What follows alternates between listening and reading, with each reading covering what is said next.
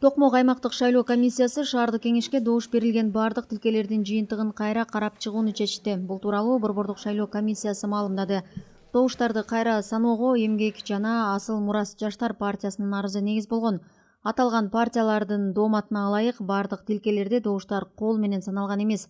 Шайлоо мыйзамдарына ылайык добуштарды кайра эсептөө БШК мүчөсүнүн катышуусунда ишке ашуусу тийиш. Учурда Боршайком Токмок аймактык шайлоо комиссиясынын бул чечимин карап жатат. 11-июлда Бишкек, Ош жана Токмок шаардык кеңештерине шайлоо өткөн.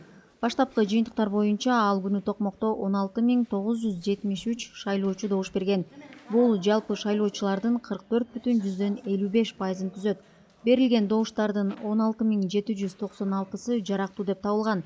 Баштапкы жыйынтыкка караганда шайлоого катышкан партиялардын ичинен Бирге партиясы добуштардын 28,27, Эмгек 24,82, Асыл Мурас жаштар 16,66, Патриот ынтымагы 13,69, ал эми Эл биримдиги партиясы 12,13% алган.